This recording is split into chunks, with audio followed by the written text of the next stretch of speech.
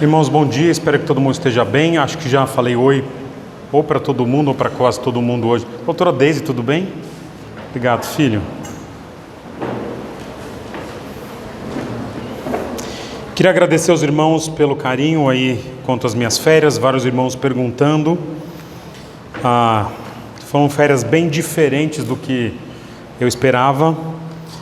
E se por um lado aqui foi bom, com todo respeito aos irmãos, não estar nos domingos aqui na igreja, porque o domingo ele tem um componente de trabalho para o pastor que às vezes é difícil de lidar. Por outro, as férias foram férias de fortes emoções. Eu já tenho aqui, obrigado, mano. E nessas fortes emoções e com muita atividade também. Então, de alguma forma, Deus vai permitir que a gente descanse em algum outro momento também. Hoje eu começo com os irmãos uma minissérie em 2 ou 3 capítulos aqui na igreja. Ainda não decidi se serão 2 ou 3. E é uma minissérie que lida com as frases mais faladas por Jesus. Vocês sabem que as pessoas normalmente criam frases comuns. Quem tem Alzheimer repete muito essas frases. Mas mesmo quem não tem, são frases que compõem a história de uma família. Meu pai sempre dizia, minha avó sempre dizia.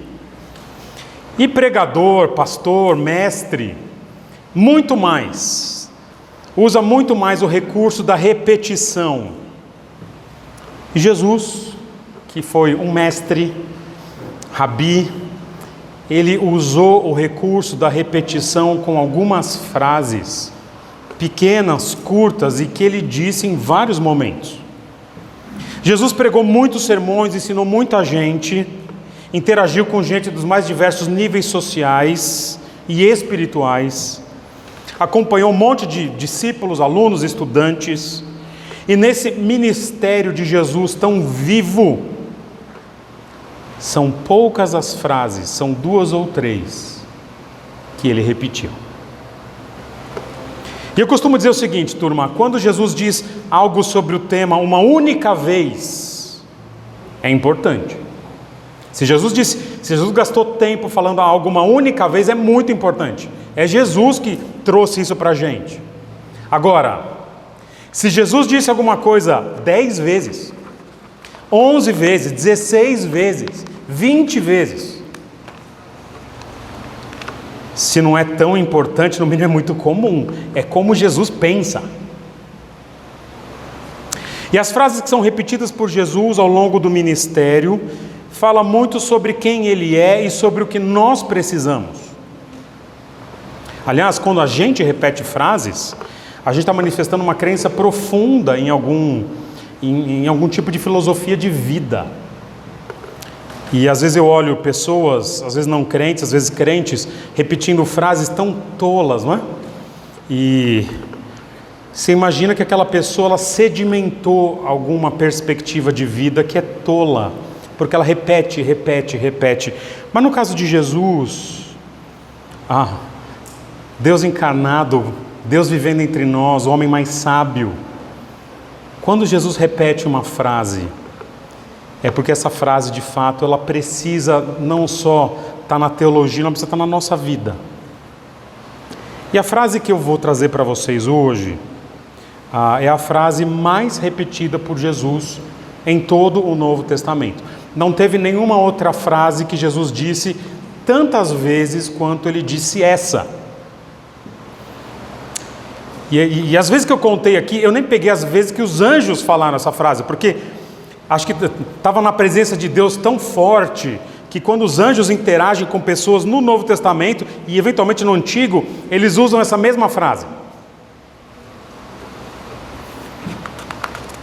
E eu quero trazer para vocês então, uma frase que, dependendo da versão, é uma frase de 3 palavrinhas só. Mas dependendo da versão, se for mais antiga, uma frase de 2 palavrinhas só. E sem mais delongas, a frase é: não temas. Não tenham medo. que nós vamos ver dessa frase dita por Jesus 16 vezes no Novo Testamento? Nós vamos ver o que ela significa. Quero saber o que ele está dizendo, por que ele, as palavras que ele usa. Nós vamos ver o não, o temas ou não tenham medo. Nós vamos ver quando essa frase foi dita por Jesus, as ocasiões são importantes. Jesus não disse o tempo todo, eu não tenho medo para qualquer coisa. E mais, vamos ver depois para quem Jesus fala, vocês vão se surpreender aqui. Jesus fala essa frase para um tipo específico de gente, nas 16 vezes. E finalmente nós vamos ver como essa mesma frase se aplica a nós, 2000 anos depois. Essa nós vamos ver hoje aqui na primeira frase. Daqui a 2 semanas será a segunda frase. E se eu tiver no humor de continuar a minissérie, no último dia do ano, no último culto do ano, será a terceira e última frase, ok? Semana que vem vai ser um outro texto, porque semana que vem é um culto muito importante para a nossa igreja, encerramento do ano, e eu já tenho o texto e não vai ser frases de Jesus. Vamos conversar então sobre o que essa frase de 2 palavras, não temas, não tenham medo, o que essa frase significa. Eu quero observar que essa frase tão repetida por Jesus, ela começa com um advérbio de negação. Jesus diz não. Muito do que a Bíblia fala, turma, começa com não. Dos 10 mandamentos, dependendo da conta, 6 começam com não, ou 7 começam com não.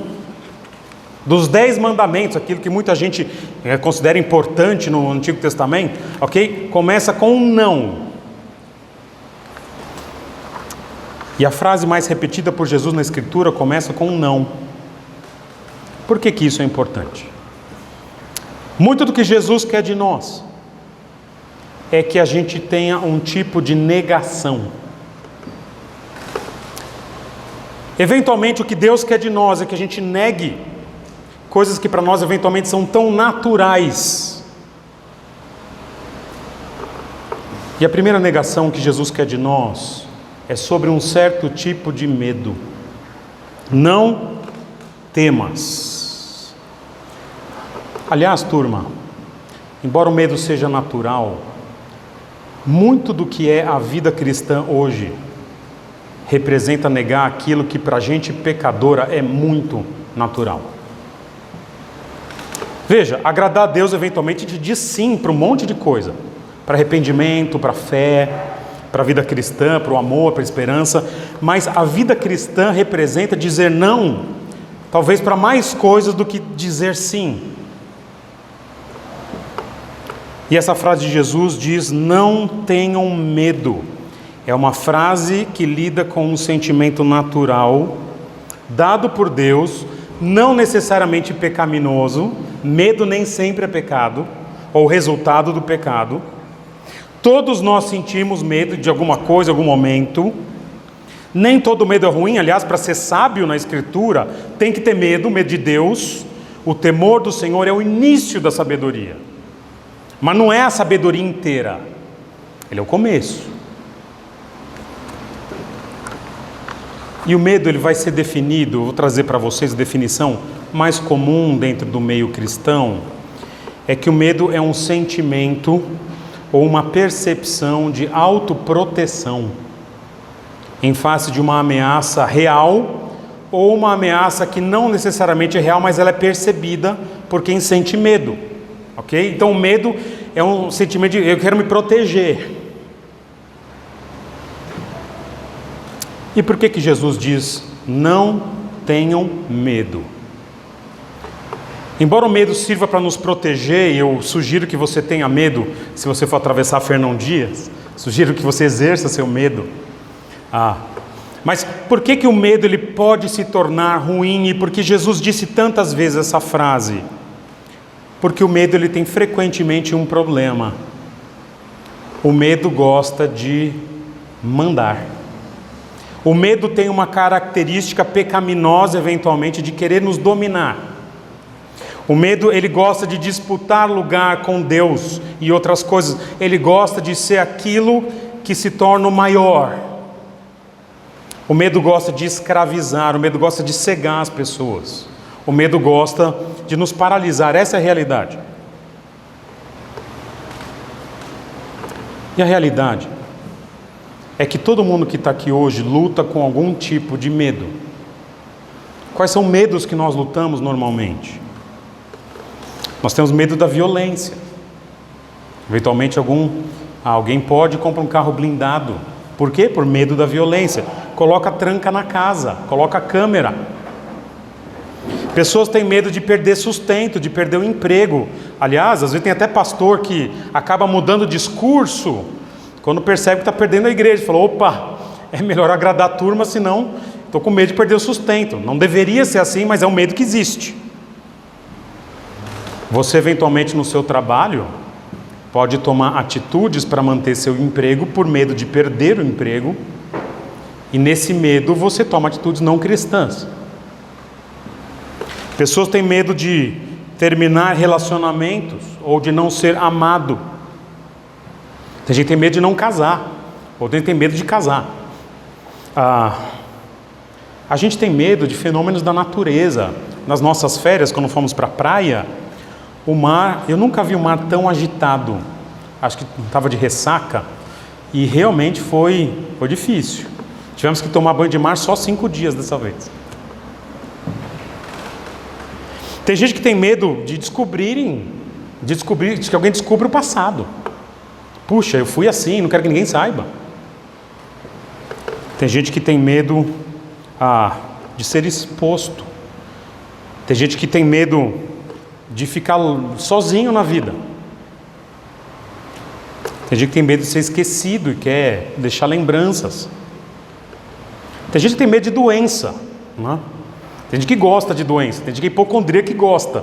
Você chega na casa do camarada, ele te mostra um álbum de radiografia, não é?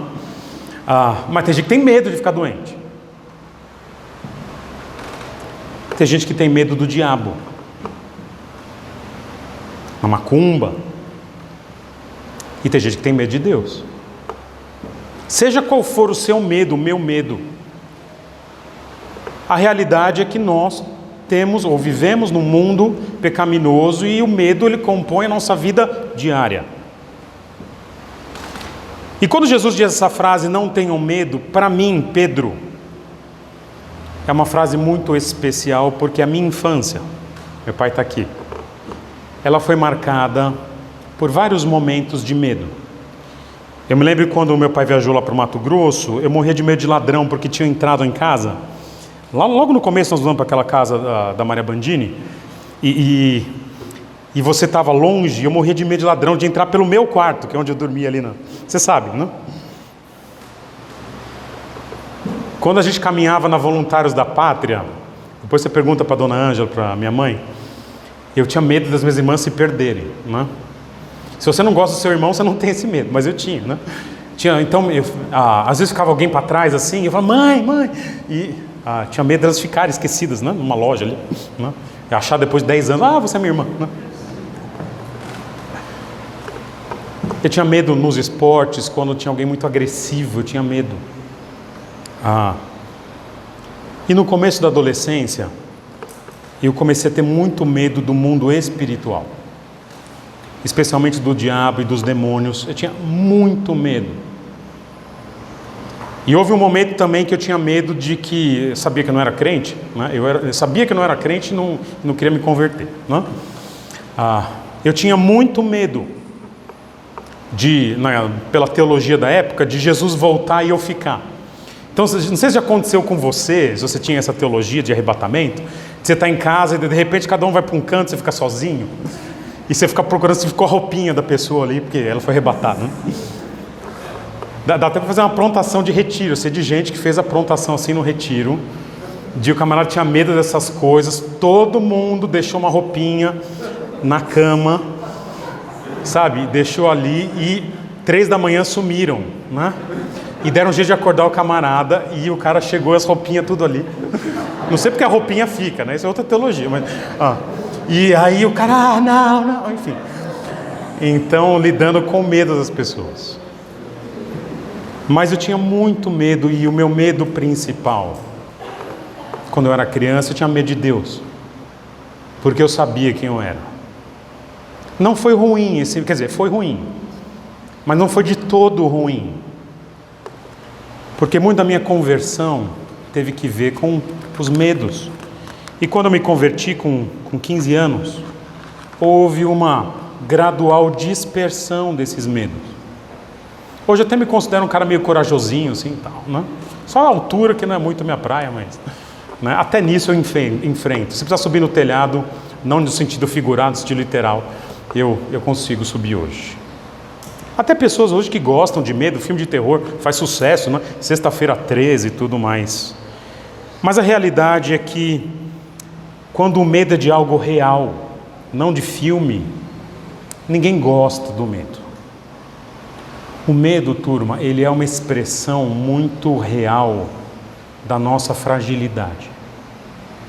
Quando alguém manifesta medo, e me veio à mente aqui, eu me lembro, eu tenho vídeos da Segunda Guerra Mundial, vídeos reais, filmagens, não é encenação, são filmagens reais, por exemplo, da Polônia, e eu me lembro de um judeu magrinho, ele é colocado numa roda e as pessoas começam a bater no camarada. E o que me marcou desse vídeo, eu tenho esse vídeo em casa, é o olhar de medo daquele homem, sabendo que ele vai apanhar, não tem ninguém que o proteja. É uma fragilidade ali, você vê alguém impotente diante de uma ameaça real. E é por isso que a notícia maravilhosa de Jesus para os crentes hoje é que a frase mais repetida por ele é a frase: não temas, não tenha medo. Esse sentimento de medo não precisa te dominar.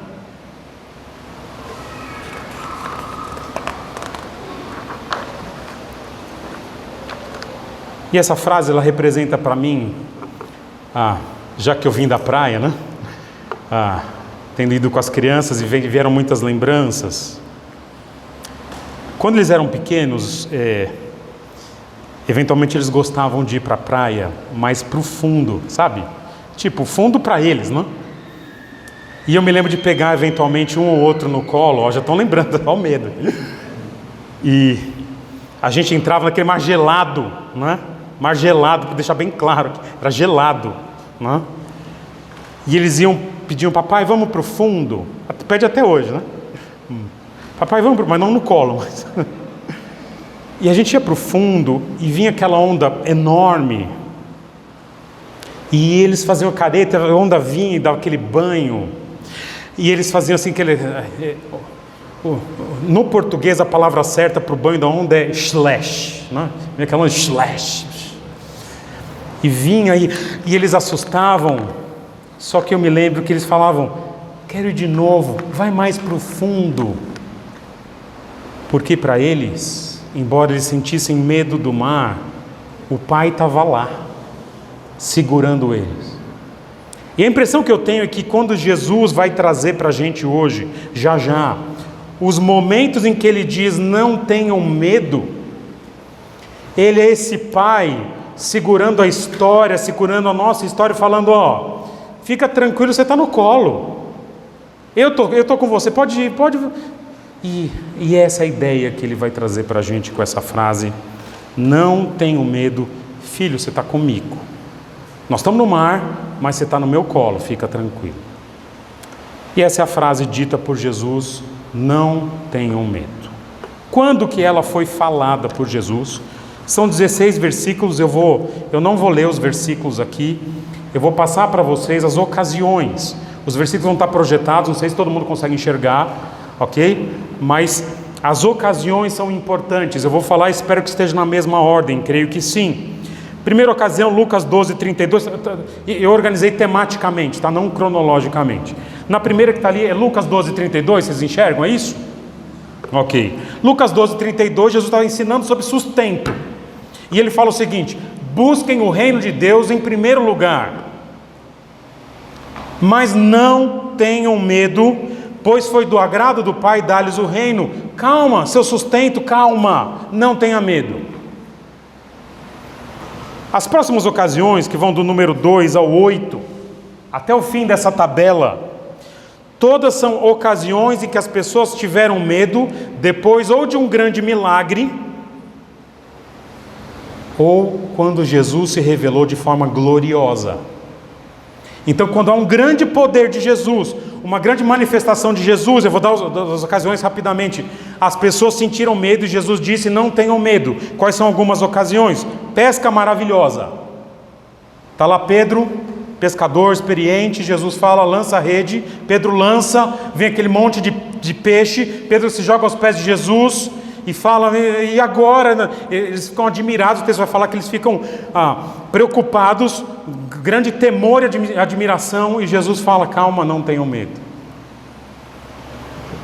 Outra ocasião que aparecem 3 vezes aqui, quando Jesus caminha por sobre as águas. Os caras estavam no meio de um mar agitado, vem alguém no meio da madrugada caminhando por sobre as águas, eles gritam que nem criancinha, e Jesus chega e diz: calma, não tenha medo não, galera, sou eu.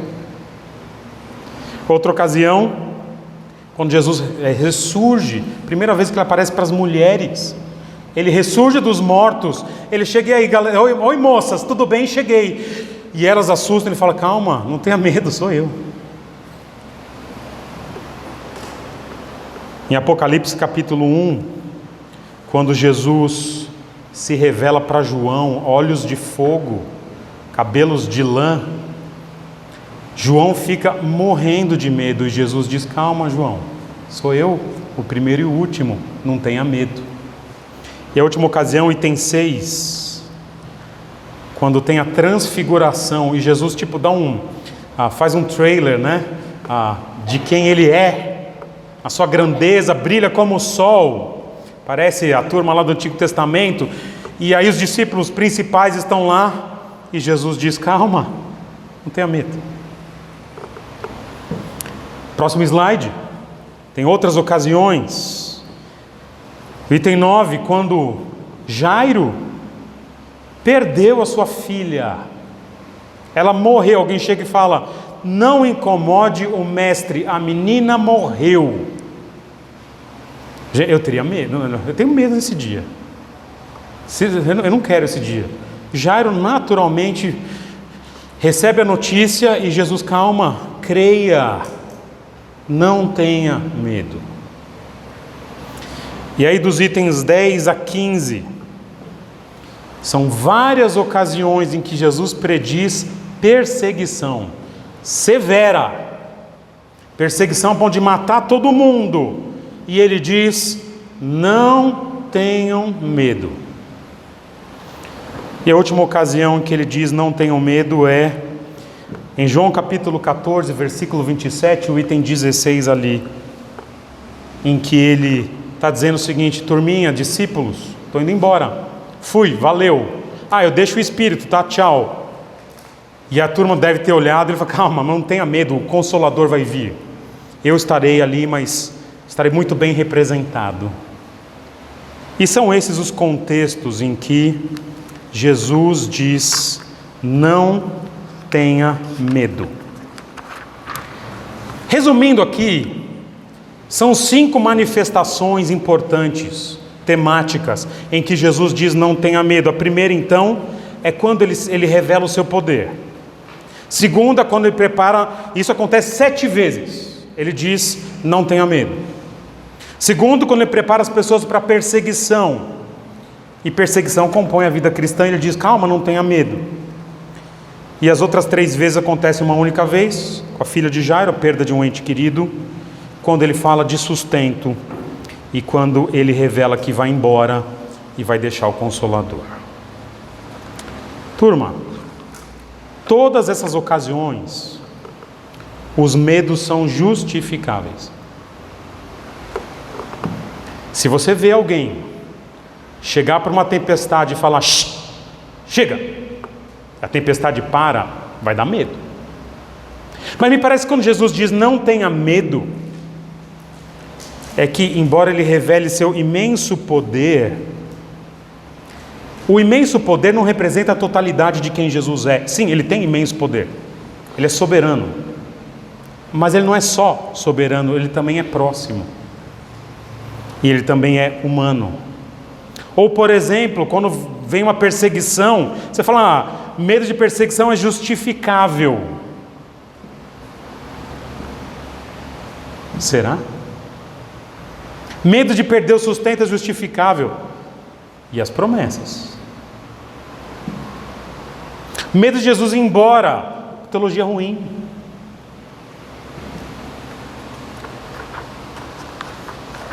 Mas eu quero chamar a atenção nessas ocasiões para algo muito interessante. Essa expressão "não tenha medo" foi a única expressão que Jesus disse quando esteve no mundo. Depois ele disse quando ele ressurgiu,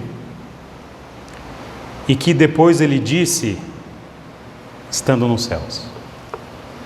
Ele aparece para Paulo em Atos capítulo 18, quando Paulo está começando a igreja de Corinto e fala, não tenha medo. Ele aparece em Apocalipse capítulo 1, quando João tem aquela visão de quem ele é, ele fala, não tenha medo. E essa expressão aparece Jesus falando para a igreja de Esmirna. Em Apocalipse capítulo 2, versículo 7, ele fala para a igreja, vocês vão ser perseguidos, mas não tenha medo. Olha que interessante. Se existe uma frase que Jesus fala depois que ele subiu aos céus, a frase é, não tenha medo. Talvez hoje ele esteja falando isso para você. Vamos agora pensar para quem essa frase foi falada. Isso é importante para a gente. Então, já vimos o que ela significa, quando ela foi dita, agora para quem ela foi dita. Só um segundinho.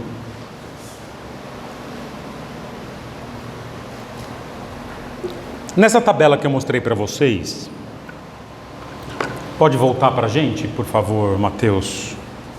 Deve ter um quem ali, tem? Tem? Se quiser pôr o próximo slide, tem um quem também. Ah, o slide anterior, desculpa. Olha que interessante. Das 16 ocasiões, em 15, Jesus falou essa palavra para pessoas que já criam no nome dele. E a única vez que a gente não pode dizer isso, que é a ocasião de Jairo, que perdeu a sua filha, quando Jesus diz não temas, ele diz creia somente, ele diz isso para que ele creia.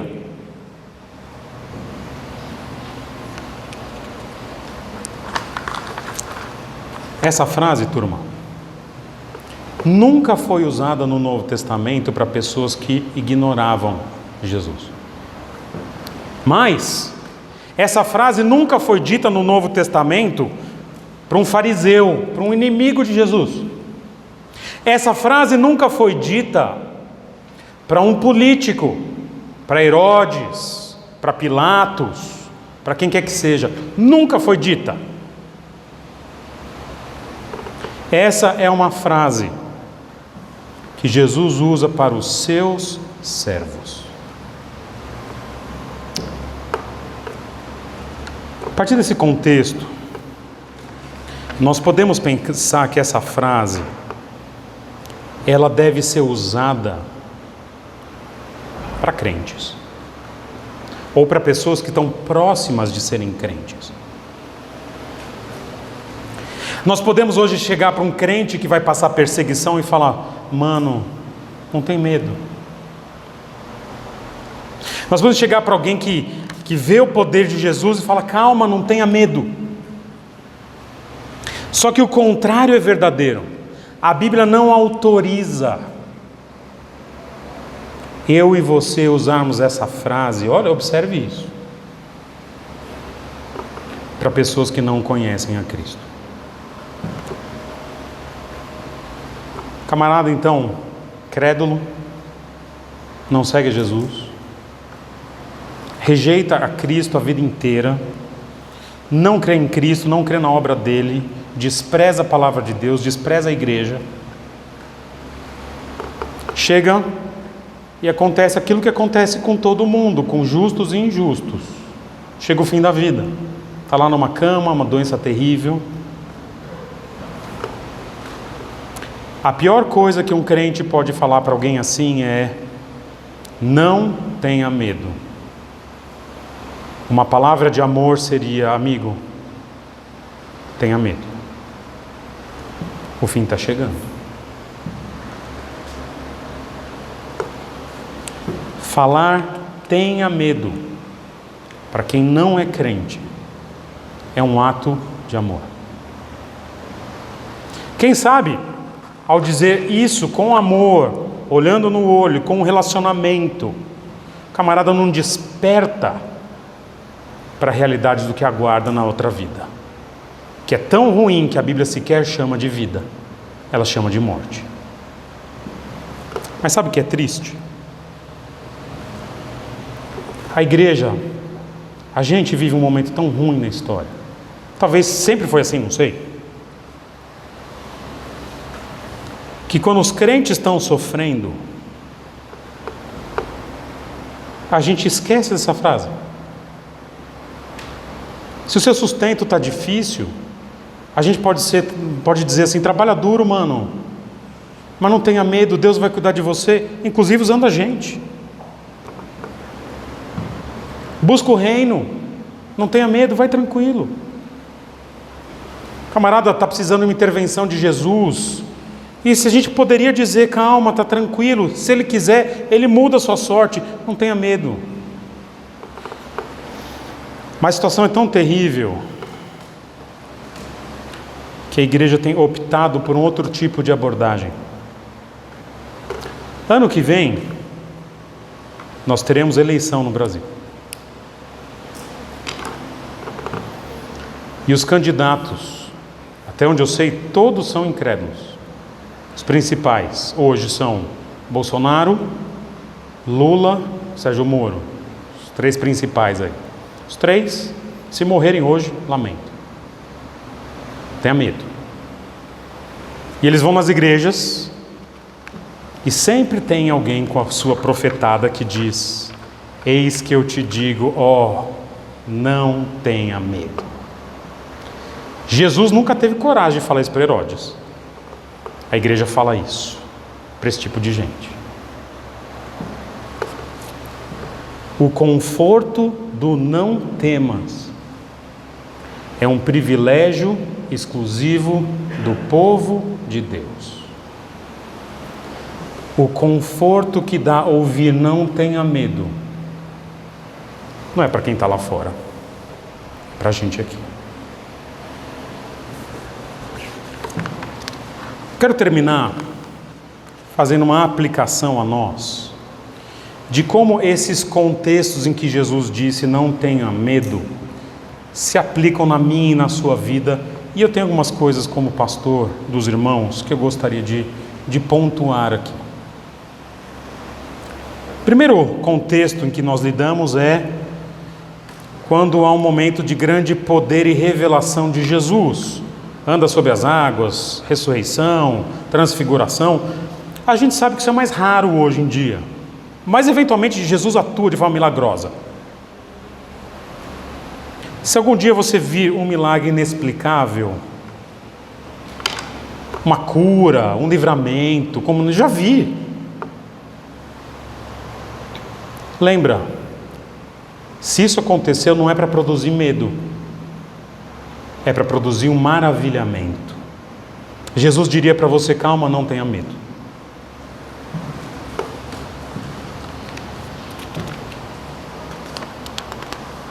Fala de perseguição agora, o segundo contexto aqui. Hoje o contexto de perseguição no Brasil, ele é menos explícito do que em outros lugares. Se você for para um país muçulmano, você vai ser perseguido do tipo, no dia que você chegar no aeroporto, você vai perceber que daquele dia em diante vai ter alguém muito familiar na sua rotina. Nossa, esse camarada está sempre onde eu vou. Engraçado, não? Acontece. Vai por mim, acontece. Nossa, ele sabe onde eu moro, ele sabe meu nome, sabe tudo, não? O que eu posso te dizer, não tenha medo, mas do nosso grupo aqui, eu espero que alguns saiam para esse tipo de ministério, mas não vai ser a sua experiência comum. A experiência comum que você vai enfrentar no seu trabalho, na sua escola, na sua faculdade, em que você vai ter que se posicionar. em favor da fé cristã, na sua família, trazendo uma verdade, uma questão ética, uma questão moral, você vai falar, isso está errado. É claro que você não precisa errar na forma, mas de forma nenhuma errar no conteúdo. Você não precisa brigar com a pessoa, mas você fala, eu não concordo com isso, eu sou crente, eu penso diferente, eu não faço isso, amigo. Desculpa, eu não faço. Se isso acontecer e você for perseguido, Jesus tem uma palavra para você. Ele falou 7 vezes para pessoas no Novo Testamento que iam passar por perseguição. Não tenha medo, especialmente se for por causa de Jesus.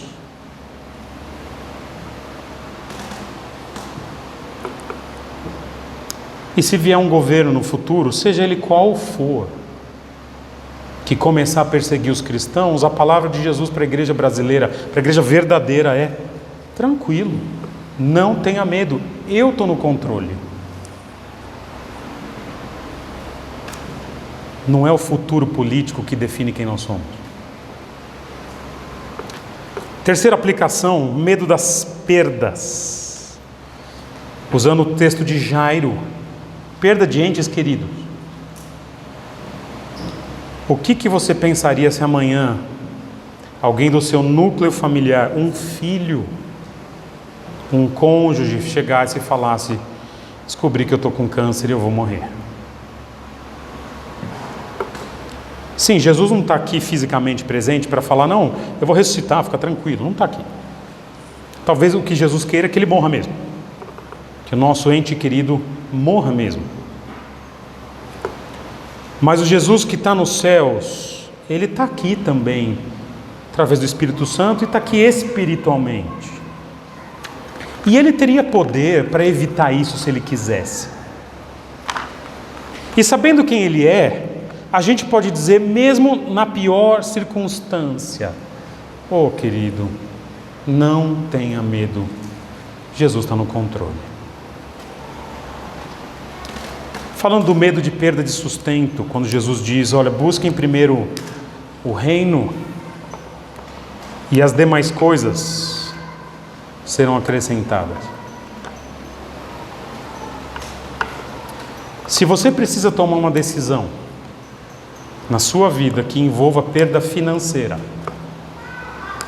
mas que essa perda financeira venha por uma decisão de reino,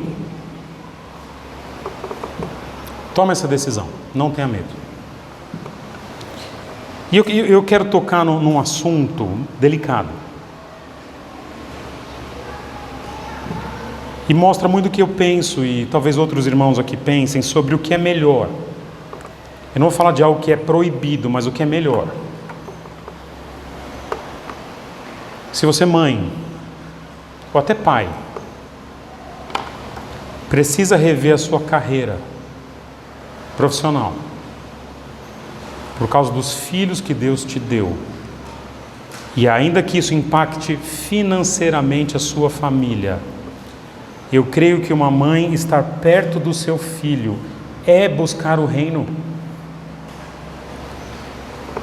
Se você precisa tomar uma decisão assim, Jesus tem uma palavra para você: não tenha medo. Marido, se você precisa sair do seu trabalho porque ele é desgastante demais e não está deixando você ser próximo da sua esposa, dos seus filhos, mudar de trabalho e ganhar menos, Jesus tem uma palavra para você: não tenha medo. Eu estou falando isso para vocês, mas eu estou tomando decisões assim também no meu ministério. Eu tenho que tomar a decisão de não assumir mais compromissos que podem comprometer a minha família. Isso significa que o meu ministério vai ser menor. Público, né? Ministério público. Mas significa também que o que é certo vai ser maior. E finalmente, se você tem algum medo dessa ausência de Jesus, quando ele disse, eu vou embora. Não sei se você já sentiu o silêncio de Deus. Cara, silêncio é uma coisa difícil, né? Às vezes um casamento está com problemas, não pelas discussões, mas pelo nível do silêncio. Nem todo silêncio é bom, Às vezes o silêncio é só intimidade, né? Você está do ladinho e não precisa falar nada. Com pessoas íntimas a gente às vezes não precisa conversar. O problema é quando o silêncio vem de Deus. Você está num deserto, você ora, não percebe nada, você lê o texto bíblico, ele não fala. E dá esse medo, fala, cara, será que Deus me abandonou? E quando Jesus fala para os discípulos, estou indo, galera, valeu, obrigado, tchau. Ele falou, não, calma. Eu estou enviando o Consolador. E ele não disse naquele texto, mas a realidade é que o Consolador não está aqui. Ele está aqui. Talvez o silêncio de Deus seja só intimidade. E se você não tem intimidade, se arrepende e busca, Ele está perto. Ele pode ser achado por nós. E por isso eu posso dizer, não tenha medo.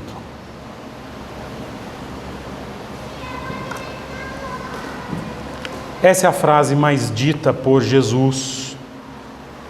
E ela é repetida em 1 João, num texto que diz que nessa relação com Deus, o amor lança fora o medo.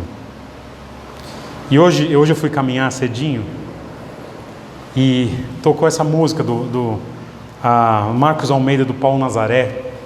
O amor lança fora o medo. Cara, ouça essa música. A minha paz não é mais segredo. O amor lança fora o medo. E eu queria encerrar dizendo o seguinte: você tem medo? Ame a Deus, que o medo vai embora. Não tenham medo. Vamos orar. Senhor Jesus, obrigado, porque o Senhor conhece a nossa fragilidade. Tantas coisas nos trazem medo, perdas de entes queridos, o seu silêncio, a perseguição. Quando a gente percebe o seu tamanho tão grande e o nosso tão pequeno. E eu te peço, Senhor, que nessas e em tantas ocasiões, nós que somos crentes, nós temos essa tranquilidade de ouvir da sua boca eventualmente, não tenha medo. Uma fala de amor, uma fala que não quer que o medo venha dominar a nossa mente, muito pelo contrário, que sejamos pessoas que a fé domina o nosso coração e não as circunstâncias. Obrigado que o Senhor repetiu essa frase tantas vezes. E Senhor, nos ensina a ouvir cada uma dessas vezes. A ouvir o Senhor falando no nosso coração, não temas, não tenha medo. E que isso seja um pensamento para mim e para os meus irmãos crentes aqui nesta semana, que em diversas circunstâncias nós não precisamos ter medo. Por outro lado, Senhor, se há pessoas aqui que te rejeitam, que não te conhecem, o meu pedido é o que o Senhor coloque medo na vida delas. E que esse medo seja usado para que elas se convertam e finalmente possam, depois de uma vida de medo, possam ouvir da sua boca: agora você é meu filho, não tenha medo. Esse é o meu pedido e gratidão em teu nome. Amém. É isso, irmãos. Isso que eu tinha hoje na primeira frase. Daqui a 2 semanas tem uma outra frase muito interessante de Jesus que ele falou, se não me engano, 7 vezes no Novo Testamento. Deixar para vocês aqui alguns avisos. Aqui estão os recessos, tá ok? Escola Bíblica, Jovens e Adolescentes e do Coffee Break. Semana que vem, 10 horas, então, no Projeto Alcance. Todo mundo lá, gente, chega no horário, eu vou começar às 10. Turma da música, aí por gentileza, chegar um pouquinho antes. Combina com o Sérgio questão de equipamento e tentar começar às 10, que depois do almoço tudo tranquilo. Então 10 horas o culto, 11h30 profissão de fé e batismo, 12 horas almoço e 14 horas o baile anual dos casados nos solteiros no futebol, ok? Aqui estão os valores. Não deixe de ir por causa de dinheiro, pelo amor de Deus, a gente resolve isso, ok? Você não vai nem ser cobrado o dinheiro. Você paga se você puder, claro. Se você tem, você paga, é justo, né? Mas se não tem, não tem problema. E lembrando que no dia 26 nós vamos ter o culto às 18 horas e vamos ter um coquetel depois, e eu informo os irmãos pelo WhatsApp mais para frente. Ótimo domingo, e Jesus tem algo para te dizer hoje. Não tenha medo. Deus abençoe vocês. Valeu.